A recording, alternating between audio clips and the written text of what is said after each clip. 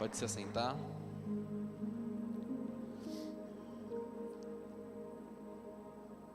Para começar essa palavra, eu queria que você abrisse comigo em 1 Coríntios 2:4.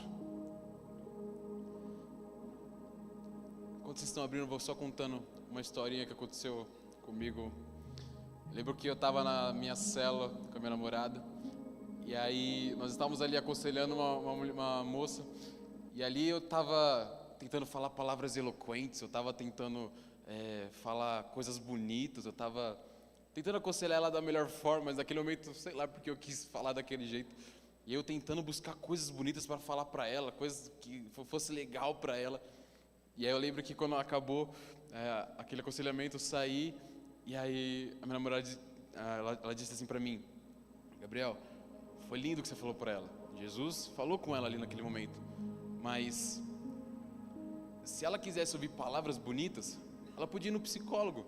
Mas você tem algo que pode ser mais do que o psicólogo. Você tem algo que pode trazer transformação para ela, que é o Espírito Santo.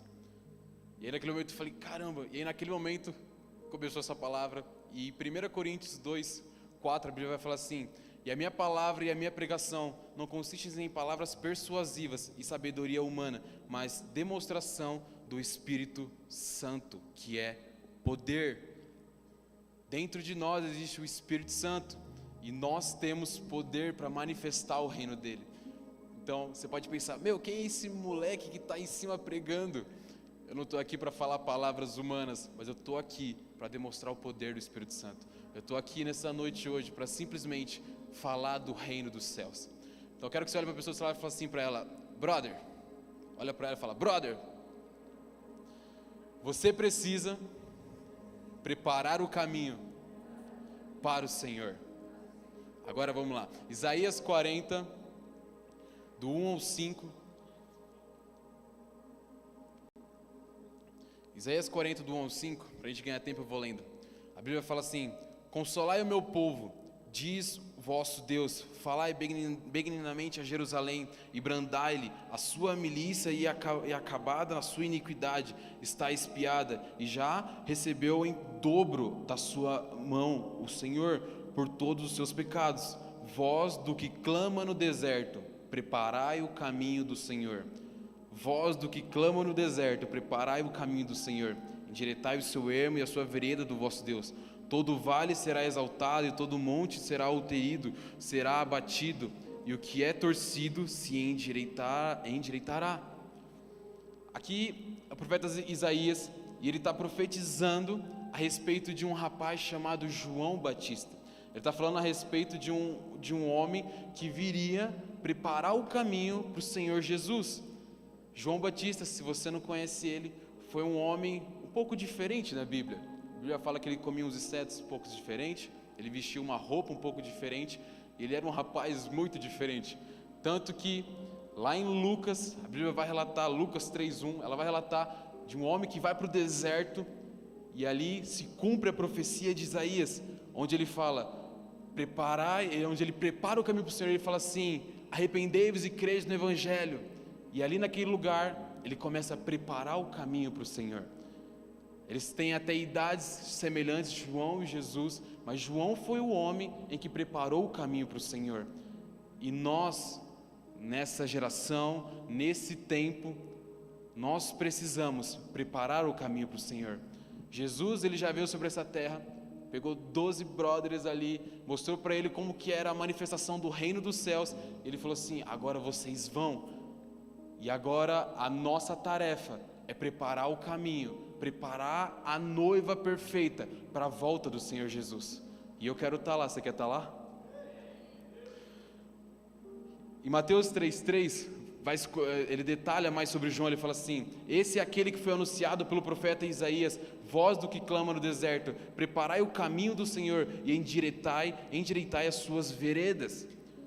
Quando a Bíblia fala sobre caminho, eu comecei a estudar mais a fundo, e o que eu quero falar nessa noite são 3 chaves, 3 pontos onde nós precisamos preparar o caminho para o Senhor, preparar o caminho ao ponto de uma noiva gloriosa estar pronta para a volta do Senhor Jesus. Quando a gente abre lá em Atos 16:17, a Bíblia fala assim: está seguindo a Paulo a nós, chamando, dizendo: esses homens que anunciam o caminho da salvação são servos do Deus Altíssimo.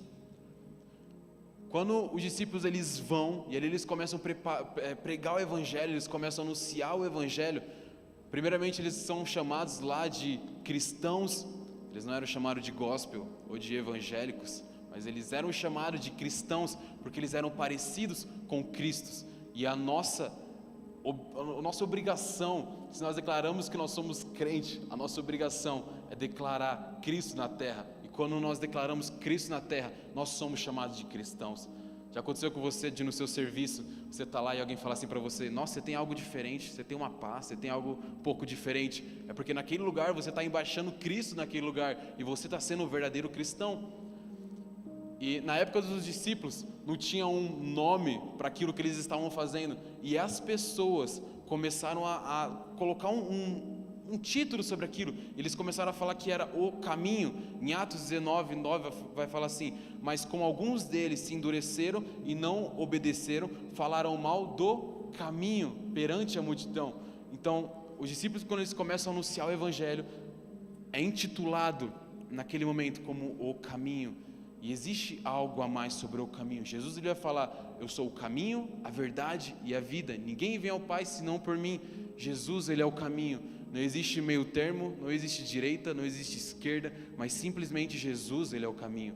Quando nós chegamos na igreja quebrados, totalmente sujos, não teve outra pessoa que te curou a não ser Jesus, porque Ele é o caminho.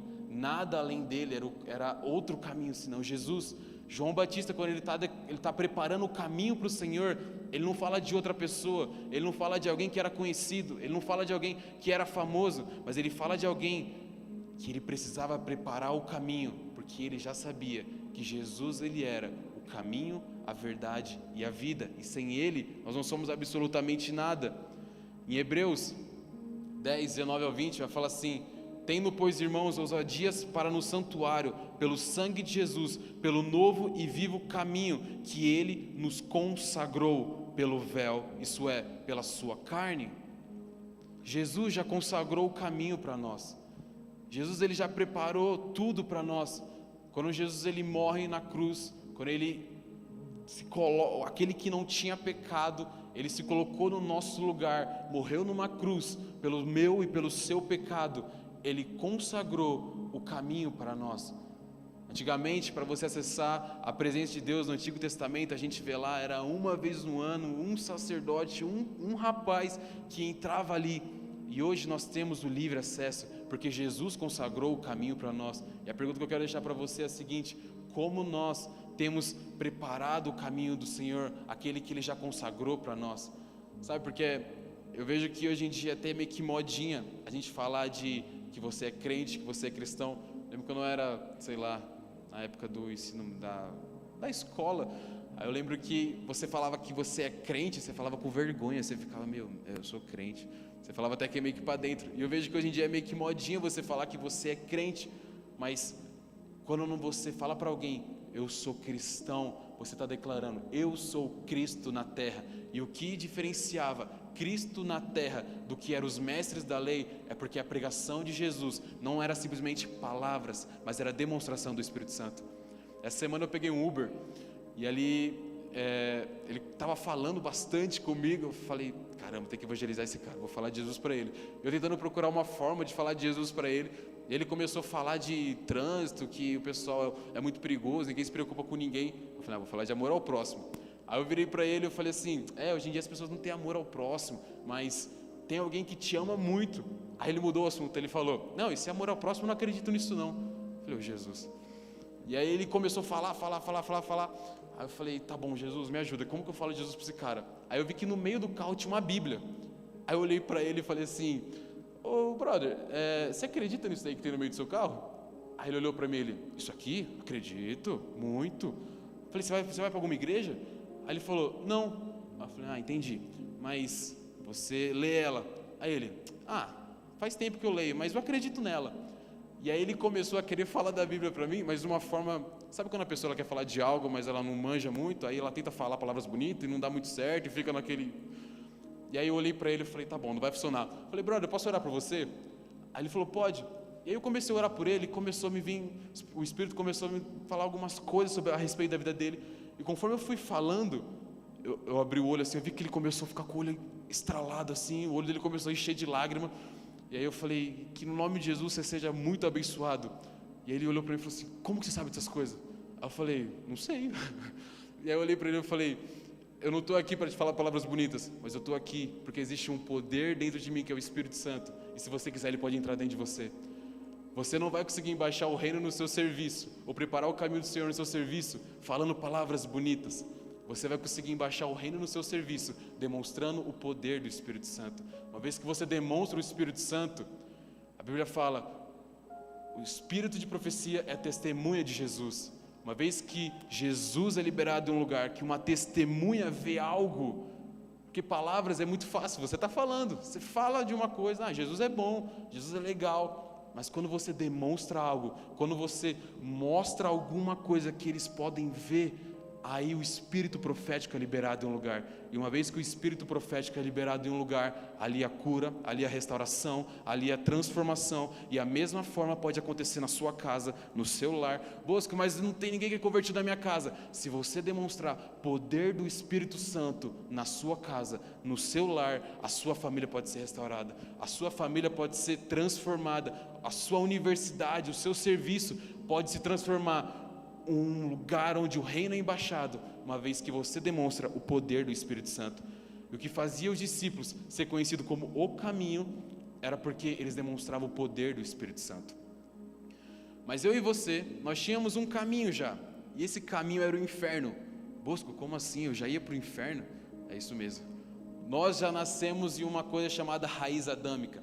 E em Gênesis 3, a Bíblia vai falar sobre o castigo em que Adão e Eva recebem ali, uma vez que eles comem do fruto, uma vez que eles desobedecem a Deus, e ali eles recebem um castigo. Mas eu quero que vocês abrem comigo em 1 Coríntios 15, 45. 1 Coríntios 15, 45. A palavra fala assim: assim está escrito, o primeiro homem, Adão, tornou-se ser vivente. O último Adão, espírito vivificante. Não foi o espiritual que vejo antes, mas o natural. Depois dele, o espírito. O primeiro homem era do pó, da terra. O segundo homem, dos céus. O que são da terra são semelhantes ao homem terreno, e o que são do céu ao homem celestial. Assim como tivemos a imagem do homem terreno, teremos também a imagem do homem celestial. Irmãos, eu declaro a vocês que a carne e sangue não podem herdar o reino dos céus. Quando a Bíblia fala aqui do primeiro Adão e o segundo Adão, você fala, o que é isso, primeiro Adão e segundo Adão? Adão, ele foi o cabeça de uma raça, a raça humana, ele foi o primeiro ali. E por conta dele, alguém que já viu uma criancinha, vamos supor, ela faz uma arte, e aí você pergunta, foi você que fez isso? O que ela vai te falar? Não. Aí você pode questionar, você ensinou essa criança a contar essa mentira? Eu tenho uma priminha, Lívia, sempre quando ela faz uma arte, eu pergunto, Lívia, você que fez isso? E ela fala, não, foi o Vitor, que é o irmão dela. Ela sempre faz isso, porque é natural, dentro de nós já nasceu uma raiz adâmica, algo que vai direto ao pecado. Dentro de nós existe uma ligação direta com o pecado. E quando Paulo ele fala aqui do primeiro Adão e depois do segundo Adão, o primeiro Adão ele veio na terra, sujou todo mundo, por causa dele hoje a gente tem que trabalhar, obrigado Adão, mas Jesus enviou o segundo Adão. Quem é o segundo Adão, Bosco? Jesus vem para a terra, e aquele que era o filho unigênito, ele se torna o primogênito.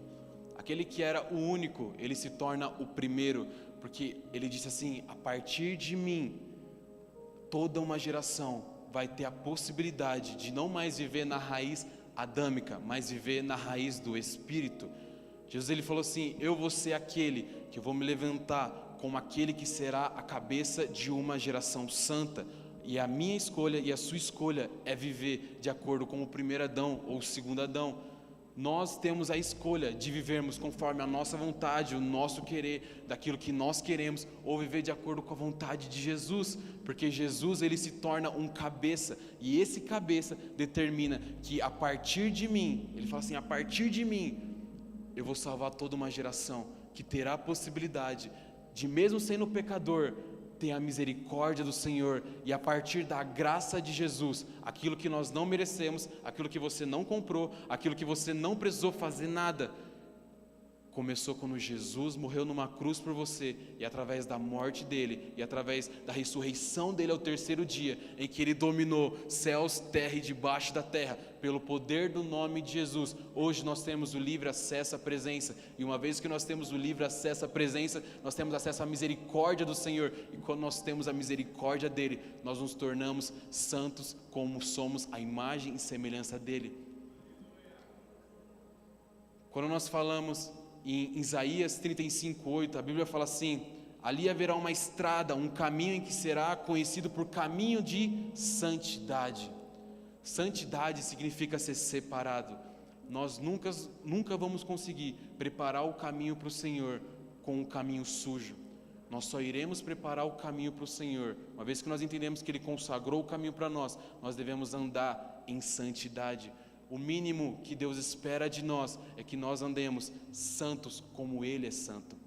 Nós somos a imagem e semelhança de Deus, mas dentro de nós, como eu falei já, tem uma raiz adâmica, tem um pecado que grita dentro da gente, mas nós temos a escolha de viver o verdadeiro evangelho, de viver a manifestação do reino, de viver Cristo na terra, porque aquele que não teve pecado, aonde ele andava, pessoas eram curadas. Aonde ele andava, pessoas eram transformadas. Você pode ser um agente de transformação na sua casa, no seu trabalho, na sua faculdade, quando você começar a andar em santidade, entendendo que você não é nada, mas o que Ele tem dentro de você, Cristo em nós, é a esperança da glória.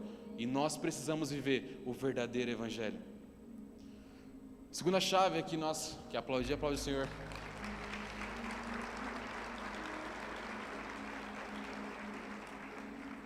Segunda chave é que nós precisamos nos arrepender de verdade.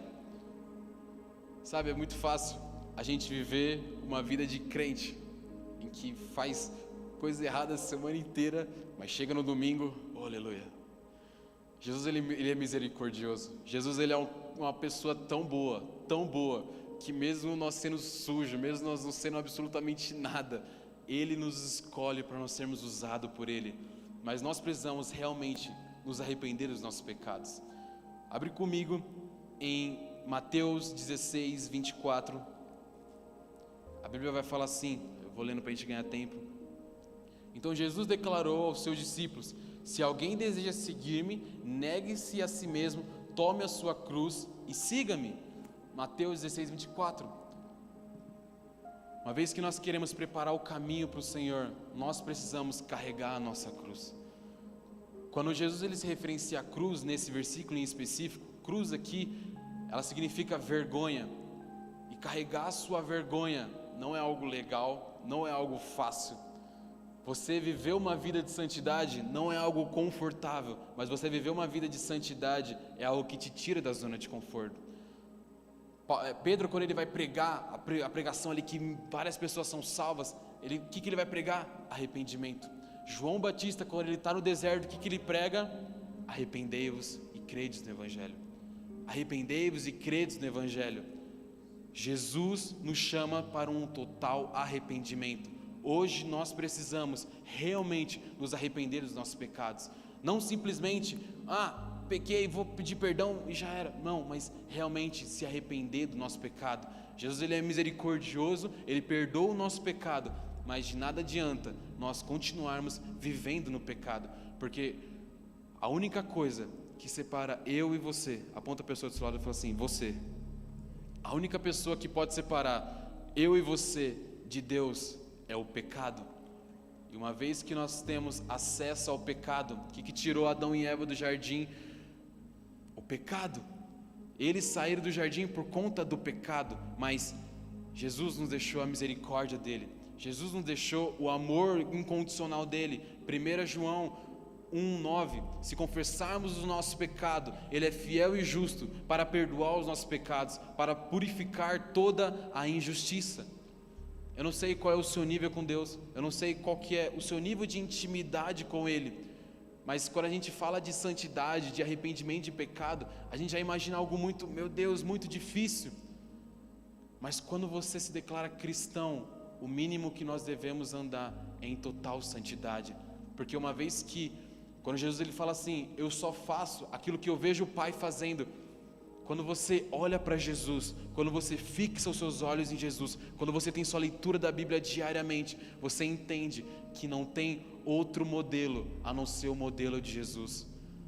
Existem dois modelos, o primeiro Adão e o segundo Adão. Uma vez que você olha para Jesus, o segundo Adão, aquele que não tinha pecado, se colocou no nosso pecado, morreu numa cruz por mim e por você.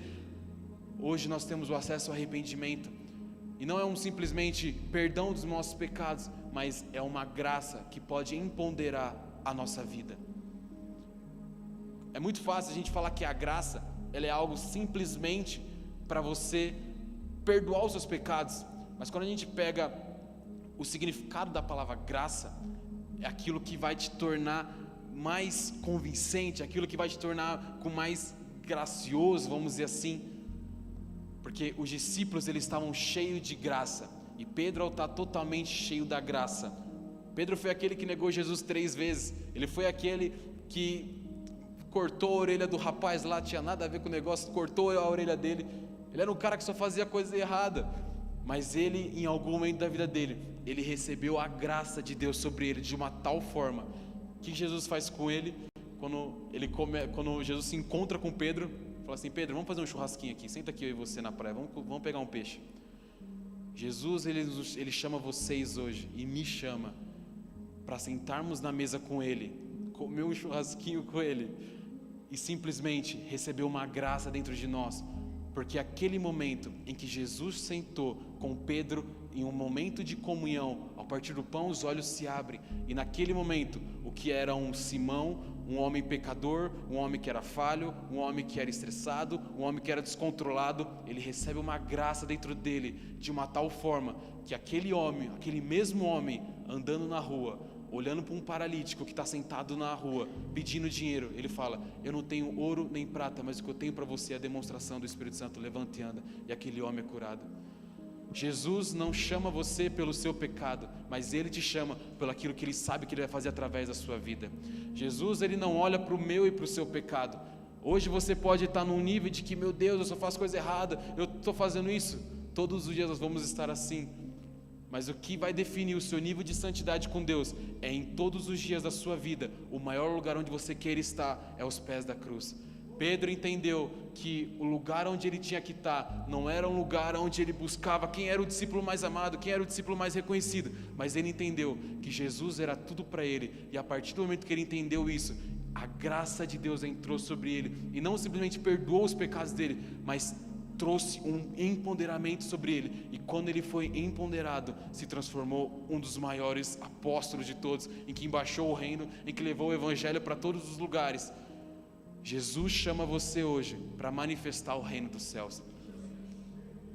Pode ser que você não vai estar pregando atrás de uma prancha, mas pode ser que você vai ser chamado para pregar o reino no seu emprego. Você vai ser chamado para pregar o reino na sua universidade. Você vai ser chamado para pregar o reino na sua família. Você vai ser chamado o reino para manifestar a glória de Deus nas finanças. Eu não sei aonde Jesus vai te chamar, mas você pode falar, mas Bosco, esse não é o mesmo nível. Para Jesus é um corpo, e Jesus ele quer buscar uma noiva que se completa, não uma noiva que compete. E uma vez que nós entendemos isso, a graça de Deus entre nós, e em Efésios 4:24 fala assim, e revesti-vos do novo homem, criado por semelhança de Deus, em justiça e em santidade, provendo da verdade. A verdade é a que liberta, a verdade é a que transforma, nada além da verdade vai transformar o seu emprego, nada além da verdade vai transformar a sua família. Jesus é a verdade, e nós somos chamados para manifestar o reino dos céus, onde quer que nós estejamos. Nós somos chamados para manifestar o reino. Aleluia. E agora, já, último ponto, nós precisamos verdadeiramente, depois que nós entendemos que nós precisamos entender que o caminho já foi consagrado, depois nós temos que entender que um arrependimento tem que acontecer dentro de nós, agora nós precisamos preparar o caminho. Acabou o tempo de nós brincarmos de igreja, de nós virmos no culto de domingo, de nós cumprirmos uma tabela de uma escala. Chegou o tempo de nós manifestarmos o reino dos céus. Em Joel 2, não precisa nem abrir, vai falar em que é onde o profeta ele profetiza sobre o dia de Pentecostes. Para quem não sabe o que foi o dia de Pentecostes, foi o dia em que a manifestação do Espírito Santo desceu sobre eles. Você não vai conseguir fazer nada para embaixar o reino sem um empoderamento. Jesus ele falou: antes de vocês irem, vão para Jerusalém, para que recebeis poder. Existe um poder através do Espírito Santo. Atos 2, 1 ao 4. E cumprindo-se o dia de Pentecostes, estavam todos no mesmo lugar, quando de repente veio do céu com um vento que impetuoso, encheu toda a casa, e eles estavam assentados, e foram vistas eles línguas repartidas, como que de fogo, aos que pousaram a cada um sobre ele. Todos foram cheios do Espírito Santo, e começaram a falar em novas línguas, conforme o Espírito Santo lhe concedia. Se você não dá um glória a Deus com um versículo desse, eu não sei. Sempre que eu leio esse versículo, dá vontade de dar um mortal para trás. Cara, línguas como que de fogo desceu sobre os caras. Sabe por que na nossa geração, no nosso dia a dia, a gente não vê pessoas sendo curadas, paralíticos levantados, línguas descendo como que fogo? Porque nós não estamos vivendo o mínimo do Evangelho. E o nosso problema é porque a gente quer viver o ápice do Evangelho, mas a gente não vive o mínimo do que Jesus pede para nós. Quando os discípulos eles estavam naquele lugar, eles receberam poder, porque o Espírito Santo desceu sobre ele. E uma vez que o Espírito Santo desceu sobre eles, eles começaram a falar em novas línguas. Eu lembro que a primeira vez que eu li isso, eu falei: caramba, eles falaram em línguas. A Bíblia fala que quando Pedro ele vai pregar, pessoas de vários lugares, de vários idiomas, vieram ver aquela pregação, porque souberam de um tal de Jesus Cristo. E quando eles chegam lá, tinha um rapaz pregando, e agora vamos usar a versão Bosco Almeida atualizada. Se Pedro estava pregando em um idioma, e existiam mais pessoas ali, em que falava outros idiomas, como que aquelas pessoas entenderam se naquela época não tinha intérprete? A manifestação do reino dos céus, ele confunde as línguas, ele une as línguas, ele demonstra poder, paralíticos são levantados, enfermos são curados, pernas crescem, colunas são restauradas, porque o Espírito Santo transforma aquilo que o mundo condena. O Espírito Santo é aquilo que vai empoderar a nossa vida. Ageu 2:9, a glória da última casa será maior do que a primeira, diz o Senhor dos Exércitos, e nesse lugar darei a paz, diz o Senhor dos Exércitos. Quando a Bíblia fala que a glória da segunda casa vai ser maior do que a primeira casa ela está se referindo aos discípulos, aos apóstolos, em que começaram uma glória. E a gente vê ali tantas coisas em Atos, a gente fala: meu Deus, nunca que eu vou viver isso. Agora, se a Bíblia fala que a glória da segunda casa vai ser maior do que a primeira, se nos nossos dias nós não estamos vendo isso, é porque há de vir a glória da segunda casa sobre nós. E eu não sei você, mas eu quero estar nessa lista de gente que vai estar manifestando a glória da segunda casa. Eu quero ser aquele que não vai ser o maior, mas vai ser aquele que vai estar aos pés da cruz, declarando: Jesus me empodera, Jesus manifesta o seu reino através das minhas mãos, através do que eu posso fazer onde é que eu esteja. E se Jesus não vai voltar enquanto nós não manifestarmos a glória da segunda casa, enquanto nós não manifestarmos a glória da segunda casa, Jesus não irá voltar e pegar a sua noiva. Sabe, quando a gente grita Maranata, às vezes a gente grita o Maranata de Jesus. Eu não aguento mais essa terra, eu não aguento mais trabalhar, minha vida está isso, minha vida está aquilo, volta logo, não dá mais não, volta aí, Maranata. Só que a Bíblia diz em que Jesus vai voltar e buscar uma noiva gloriosa, uma noiva em que os dons do Espírito Santo são liberados, uma noiva em que o reino é embaixado em toda a terra. A Bíblia fala que enquanto a palavra não for pregada e anunciada em todos os lugares, não vai valer a pena, porque nós precisamos manifestar o reino dos céus para Jesus voltar e buscar a noiva gloriosa. Jesus irá buscar a noiva perfeita que vai estar voando e não lá triste, capenga, mas vai ser uma noiva em que vai estar manifestando o reino. Sabe, quando a gente fala de avivamento, a gente escuta várias histórias. Rua Azusa, oh, aleluia, um lugar ali onde começou o mover pentecostal.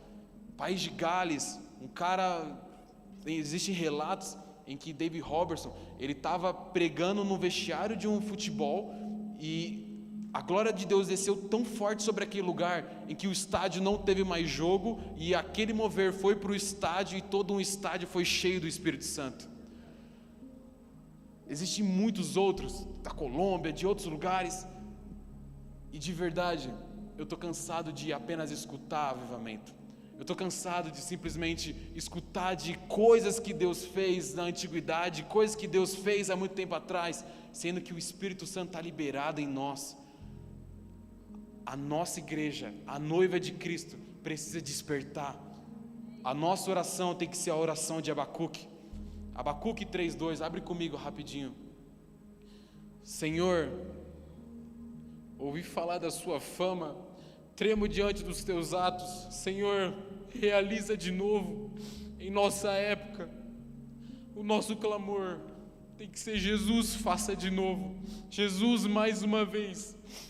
Feche o seu olho, curva a sua cabeça.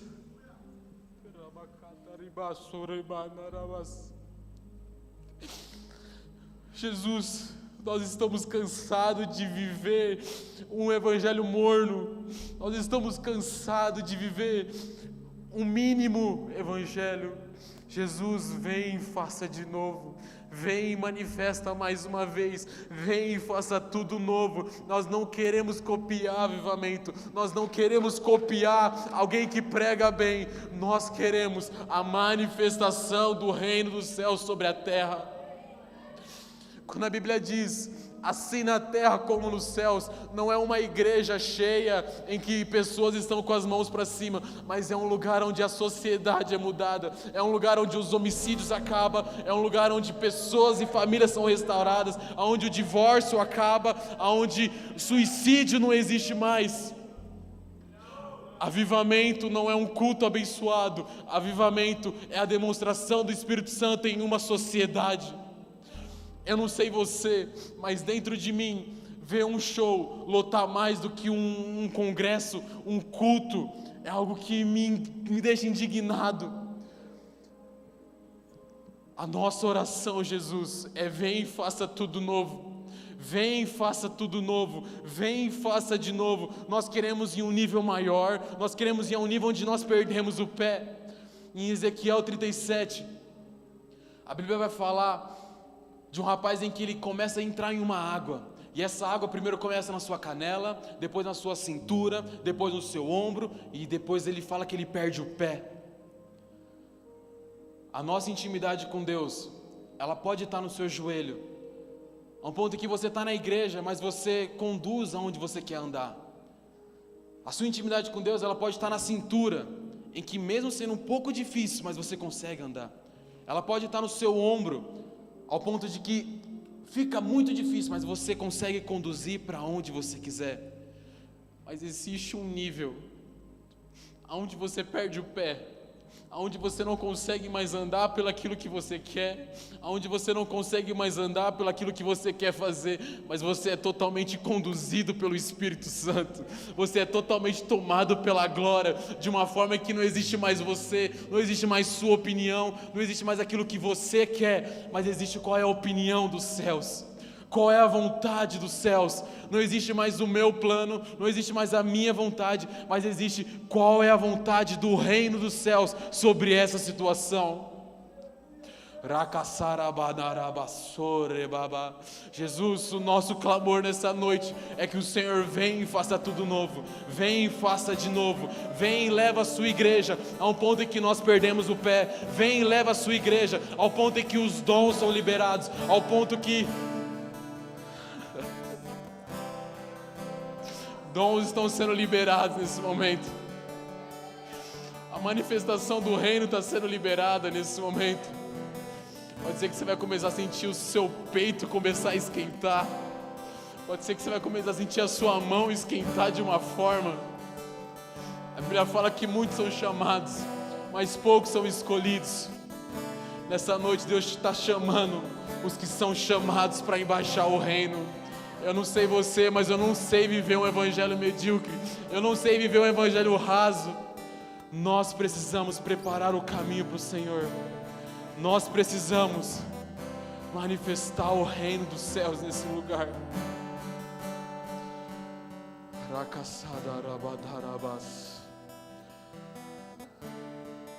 Coloca a mão no seu coração. Jesus, eu clamo nessa noite por uma ativação sobre os seus filhos, Pai. Não um evangelho que já se ouviu falar, não um evangelho nem frio, nem morno, mas um evangelho da manifestação do reino.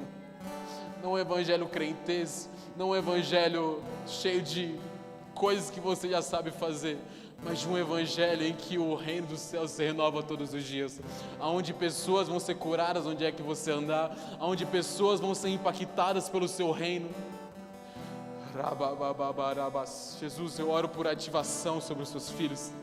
Espírito Santo, ativa os dons sobre eles. Ativa os dons de 1 Coríntios 12 sobre eles, Pai. Ativa a manifestação, porque nós queremos declarar sobre São Bernardo, assim na terra como nos céus. Assim na terra como nos céus, que o seu governo, que o seu senhorio venha sobre nós, que a manifestação do seu reino venha sobre nós, em nome de Jesus. Aleluia.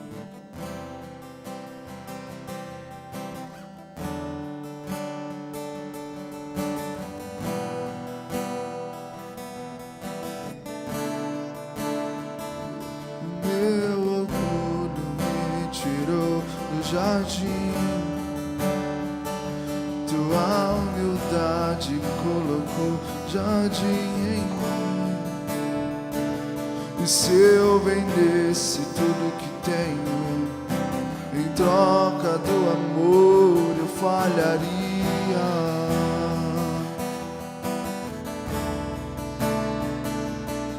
Pois o amor não se compra e nem se merece. O amor se ganha, de graça o recebe. E eu quero conhecer Jesus. Eu quero conhecer Jesus e ser achado nele. Eu quero conhecer. Eu quero conhecer Jesus. O meu orgulho me tirou do jardim, tua humildade colocou jardim em mim. E se eu vendesse tudo que tenho, em troca do amor eu falharia.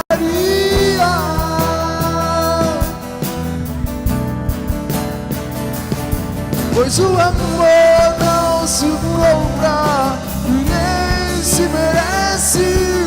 O amor se ganha.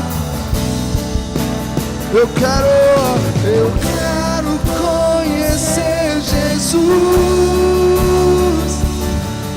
Eu quero conhecer Jesus. Eu quero conhecer Jesus.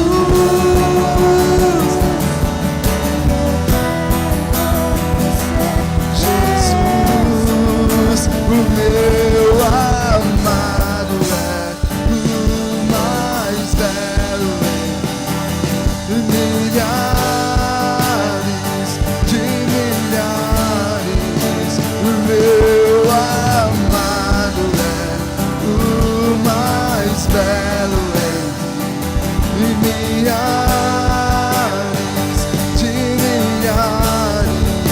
o meu amado é o mais belo entre milhares de milhares. O meu amado é o mais belo entre milhares de milhares. O meu amado é o mais belo entre milhares de milhares. O meu amado é o mais belo entre milhares. Caiu.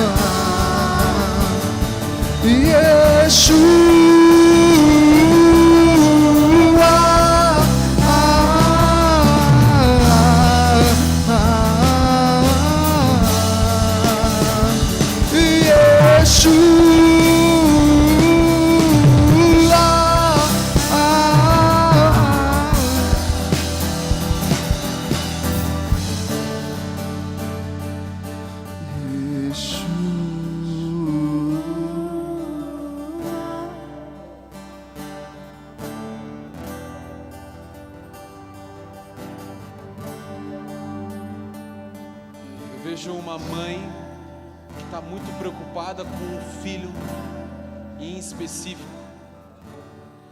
Vê um nome Mateus. Jesus, eu quero orar para que nesse momento lares sejam restaurados. Toda a família aqui representada seja restaurada pelo poder do Espírito Santo. Eu clamo nessa noite, Jesus, por restauração sobre essa família. Eu declaro nesse momento que céus e terras vão se unir sobre essa família. Se você tem alguma dor, eu quero que você coloque a mão onde é que estiver essa dor. Jesus, olha para a mão dos seus filhos. Jesus, cada dor aqui representada, dores de cabeça, dor na lombar, dor no tornozelo, dor no estômago, dores de cabeça. Eu declaro agora na autoridade do nome de Jesus, dores sejam curadas agora. Toda dor vai embora pela manifestação do nome de Jesus. Eu declaro no nome de Jesus que toda dor, toda enfermidade, toda paralisação vai embora agora em nome de Jesus. Eu ordeno cura sobre cada um dos seus filhos, dores sobre as costas, Pai, em nome de Jesus, em nome de Jesus. Se você não conseguia fazer algum movimento, testa aí, vê se a dor foi embora, vê se alguma coisa mudou. Se você recebeu alguma cura, você pode acenar muito alto, que Jesus ele quer te ver nesse momento.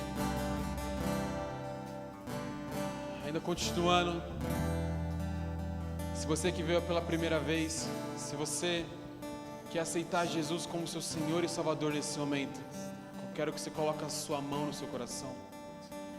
Nessa mesma oração eu quero, se você encontra aqui um nível em que você sabe que você está falhando com Jesus, e que você quer voltar ao ápice do Evangelho, em que você quer voltar à manifestação do Reino, quero que você coloque a sua mão no seu coração também. Repete-se comigo: Senhor Jesus, Senhor Jesus, neste momento, eu entrego a minha vida nas suas mãos. Tuas mãos. Escreve meu nome no livro da vida. Eu entrego tudo que sou, tudo que tenho. A partir de hoje, eu vivo pelo seu reino. Em nome de Jesus. Pai, eu quero orar por cada um dos seus filhos que fizeram essa oração pela primeira vez nesse momento.